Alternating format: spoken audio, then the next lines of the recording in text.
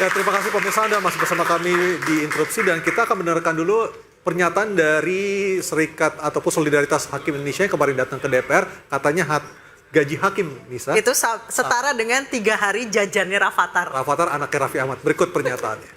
Kami tidak minta kaya raya.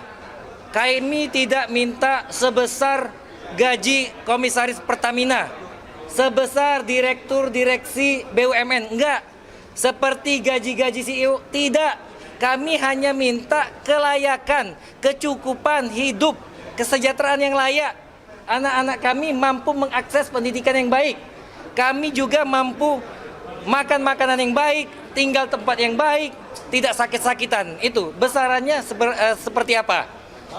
Apabila kita lihat kemarin, Ibu Sri Mulyani memperjuangkan anak buahnya naik gaji 300%.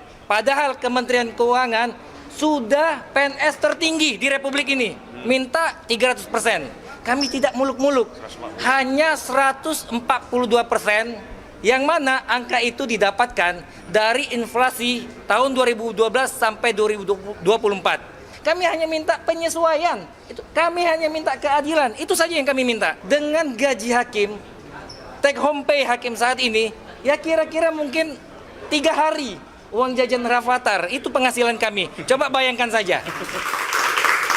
Penyesuaian inflasi selama 12 tahun, Pak Abdul Fikar. Boleh dong?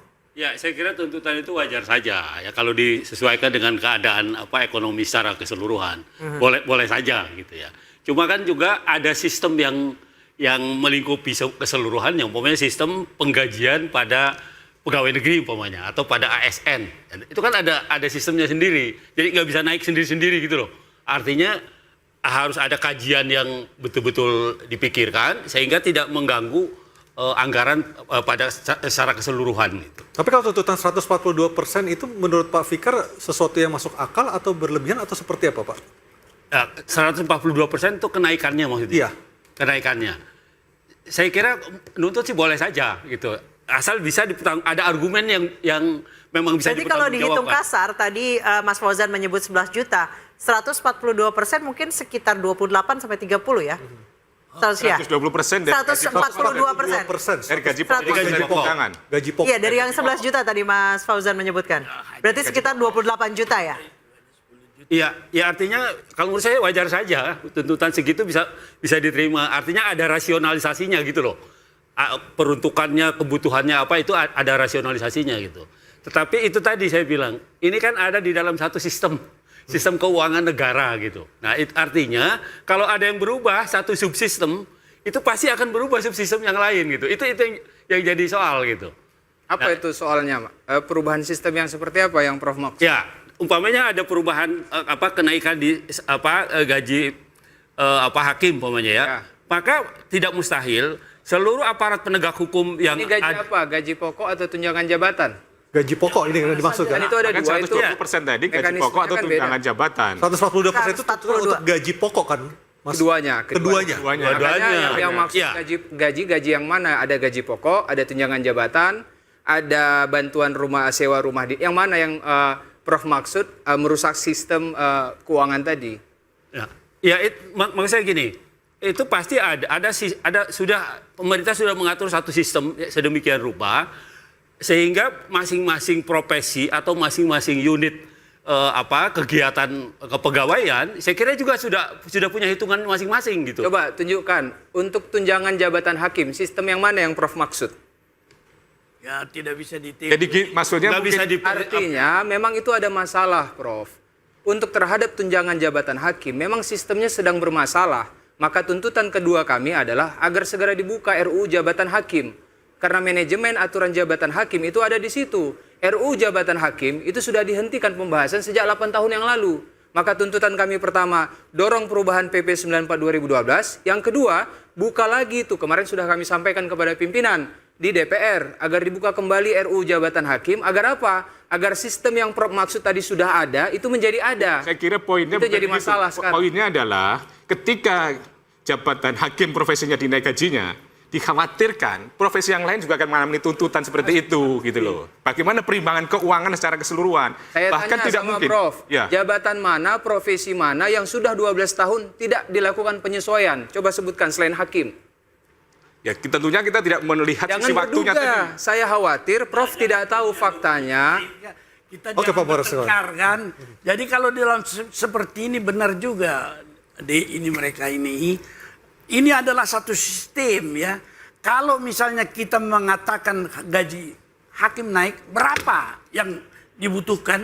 Tentu ada kaitannya dengan perhitungan pendapatan negara yang juga menyangkut seluruh aparatur yang lain. Ya, Kalau itu yang misalnya di dimaksudkan, dalam satu terikat, sistem, katakanlah criminal justice system hakim di tengah, itu menyangkut semua apa yang dikatakan kepolisian, kejaksaan, pemasyarakatan. Kalau hakim saja naik, Yang lain juga akan menaikkan. Betul. Oleh karena itu perhitungannya bukan begitu. Saya kira tuntut saja bahwa perlu hakim gajinya naik supaya independensinya bisa terjamin untuk memberikan keadilan. Tetapi tidak kut harus kita minta segini. Karena kalau demikian adanya, semua orang akan menuntut apa yang dibutuhkannya. Bukan juga dibandingkan dengan kemampuan keuangan negara. Tetapi bisa kita katakan kepada negara sekarang, income Indonesia sesungguhnya sangat besar. Tapi bocor kemana itu? Inilah yang harus ditata sebaik-baiknya. Sehingga hakim nanti kalau memutus adanya kebocoran-kebocoran, semua korupsi itu bisa membawa keuangan itu kepada negara untuk bisa didistribusikan sebaik-baiknya. Saya kira apa yang dituntut hakim ini di seluruh dunia begitu. Tetapi ada beberapa hal yang tidak bisa dilepaskan dari sistem. Sistem itu antara lain, hakim juga harus bisa diawasi. Ini menjadi perubahan doktrin dengan undang-undang satu atap, ya kan? Yang tidak bisa dia katanya diawasi. Padahal akuntabilitas hakim itu harus bisa dilihat.